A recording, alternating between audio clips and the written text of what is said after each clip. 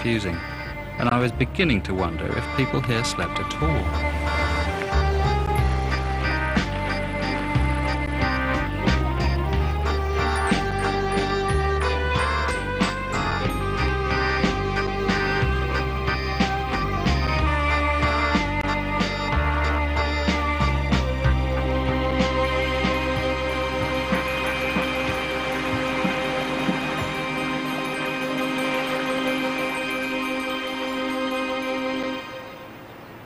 After just 2 hours of sleep, the moment I'd been dreading had arrived.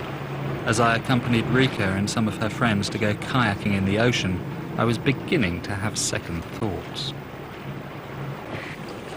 I've sneaked away from Rika for a little moment on my own, because I have to admit I'm a bit nervous. This really does seem like the big time and I don't feel adequately prepared. But I've got to do it because if I'm going to go out with the narwhal hunters, then I've got to get used to kayaking at sea. And I'm sure if I fell out, I won't be able to touch the bottom, quite apart from the temperature of the bloody water. When we finally reached open sea, Rika's friends were already in the water and turned out to be a bunch of show-offs. Although it has to be said that impressing the lovely Rika was quite high on my list of priorities too.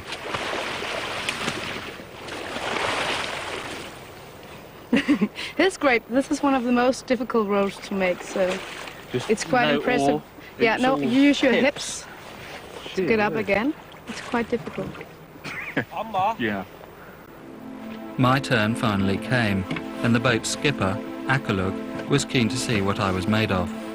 It had all been quite easy in the meltwater lake, but now it was deep, and since salt water freezes at a lower temperature than fresh water, it was going to be even colder if I went in. However, before long, there I was, kayaking in the open ocean with the real pros. Then I stupidly started thinking about the narwhals. Minor panic though. It was so cold that my glasses froze immediately. But thanks to the dry suit, I felt I could carry on. All I had to do was get back in. Any idea, Rika? Just remember to keep your balance down and try to spread your weight.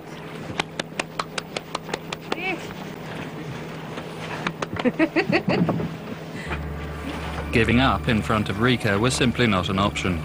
And in fact, gliding silently at sea level between the icebergs was an utterly magical experience.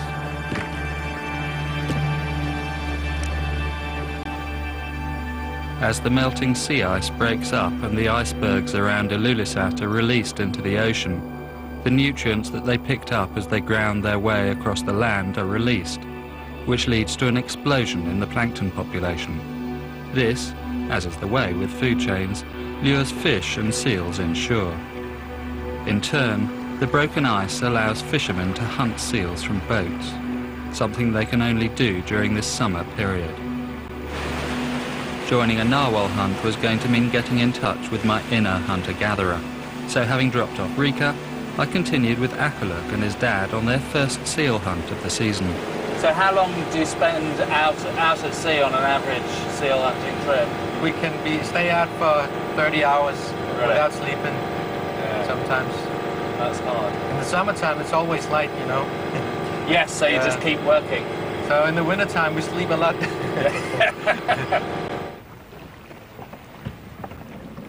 Before you can shoot a seal, you have to find one. But after an hour or so, I became increasingly distracted by how close we'd drifted to the enormous icebergs. All the time I can hear loud cracks as the ice starts melting, and some of these things have got huge gashes in them. If one of these slabs of ice broke off, I wouldn't want to be any closer than I am now. So Nick, have you had any luck? No, nothing. No seals? Nothing whatsoever. That's what we do, we just wait. Hunting seals at midnight. Yeah. After 2 more hours of fruitless seal spotting, the temperature had dropped to -10, and my enthusiasm for the hunt was quickly disappearing. Thankfully, I was relieved from seal watch duty, and even though the odds for a good sleep were stacked against me, My body was telling me to try. For the first time in 3 days, I finally managed to nod off, although it wasn't long before my much-needed rest was interrupted. A seal had been spotted, and the pot shots continued as we tracked it for over 3 hours. You had to admire their persistence. It's 5:30, and I think I'm going to sleep about half an hour this time. They've been at it for 9 hours. Goodness knows how many more to go.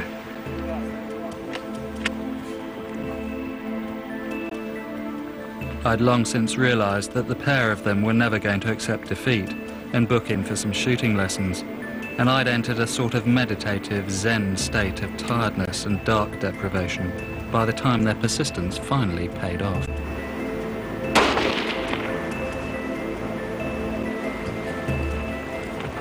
It was only when we got nearer that I realised that Akerlug had shot a seal pup.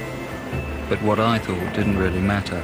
Out here, meat is meat. They can't grow anything in Greenland. They don't have cows, they don't have pigs, they don't have sheep or a farm. So where are they going to get their meat?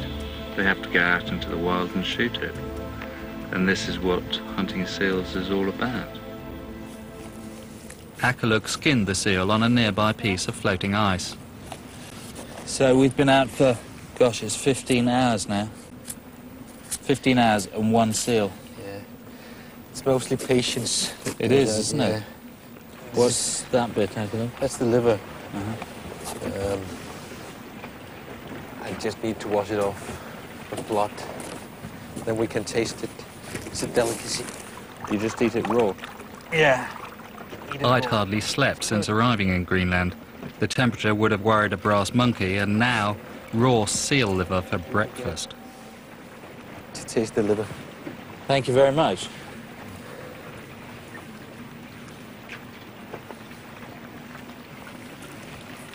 It's very rich, isn't it? A lot of vitamins. Mm-hmm. That's how the old Greenlanders could survive in these Arctic areas. Yeah.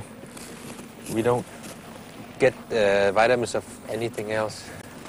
Tastes good. You want some more? No, I think 1 piece is it's nice Okay. to taste. Thank you. All right. Despite the risk of scurvy, I decided that seal liver wasn't for me.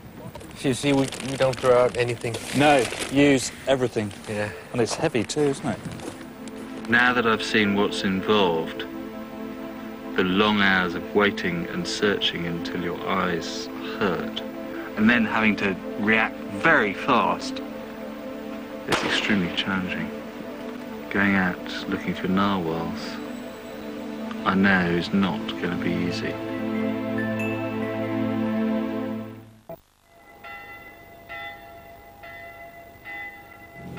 After a 4-hour plane journey from Ilulissat and a hitched lift from the airport, I had arrived in Karnak, the world's most northerly palindrome and the narwhal hunter's Shangri-La. Karnak was the typical Greenlandic assortment of prefabricated wooden housing perched on the edge of a frozen sea. As I wandered around the town, my nose led me in the direction of a strange smell. What looked like a Sunday afternoon barbecue was in fact a traditional delicacy. Take 1 seal carcass, stuff with birds and bury for up to 6 months. Serve raw.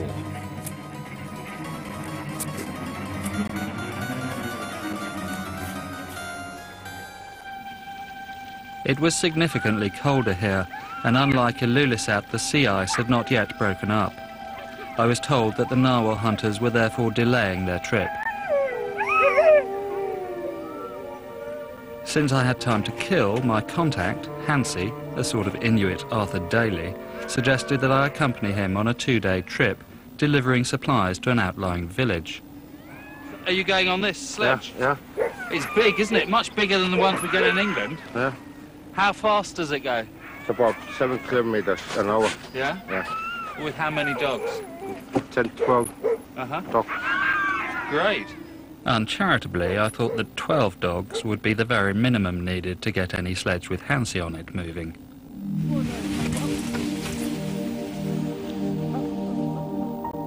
We were heading for the remote village of Sirapaluk, the northernmost settlement in Greenland. This 6-hour, 50-kilometre journey would take us across the Murchison Sound and alongside Herbert Island. This far north, the sea ice is the road, which meant that our route was not without its dangers. A couple of hours into the journey, and I thought we'd had it. As the sea ice melts, huge cracks appear, some several metres wide, and the sea below can be up to 100 metres deep. This way, lad. Okay. Are there many cracks like this, Hansi? Yeah, it's gonna be some more. Yeah? Yeah. It's a pretty serious sized one, isn't it? That dog didn't like it, did it? Oh, but make them refresh. Refreshed? Yeah. Ready for the journey? Yeah. Yeah, okay, that's one way of looking at it.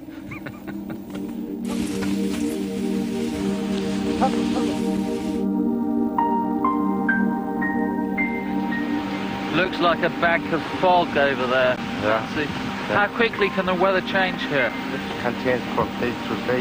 Yeah. So if the wind blows in off the sea, it could shroud us in fog. No sooner had I said it than an almighty fog engulfed us, making it impossible to see anything. I sensed that Hansi didn't fancy a dip, however refreshing he may have thought it was for his dogs, so he stopped to wait for the fog to clear. In an environment like this one, you never miss an opportunity to gather food. Hansi suggested that we dig a hole and do some fishing. How big should the hole be? A little bit bigger than the fish. And for that size. That size? Yeah. And what sort of fish is it? It's polar cod. Polar cod? Yeah. Sounds good. I don't think I've ever had a polar cod before. What's it taste like? It tastes like a fish. Yeah, okay. Hansi's no-nonsense, monosyllabic dialogue was straight to the point. When it came to digging the hole, I felt I'd been given the short straw. But I wasn't about to argue with a man whose personal insulation meant he could brave the sub-zero temperatures in just a sweatshirt. So how long do you reckon it's going to take us to catch one? Yeah, from 5 minutes to an hour. Up to an hour, huh? Yeah. Perhaps I ought to put a hook in myself now. Yeah. Double our chances. So we can... I didn't fancy hanging around in the cold for an hour, and thankfully we didn't have to. I got one. You have? Yeah. Hey, well done. Hey, pretty good one. Yeah, we don't gonna be starved. No, that's a polar cod, is it? Yeah. A fine specimen. Hey, wait a minute. You have got? Yeah, I think I may have got one too, you know. You got one too. I think so. Yeah. Yes! Yeah, look at that. Well, It's bigger than yours, Hansi. Yeah.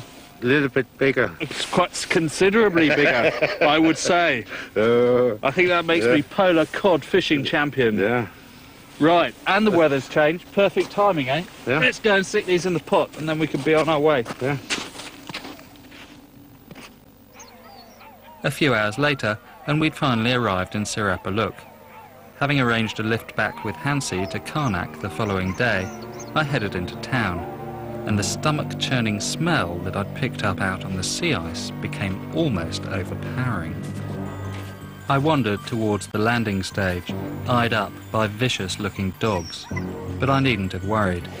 These were not dogs hungry for an opportunistic snack.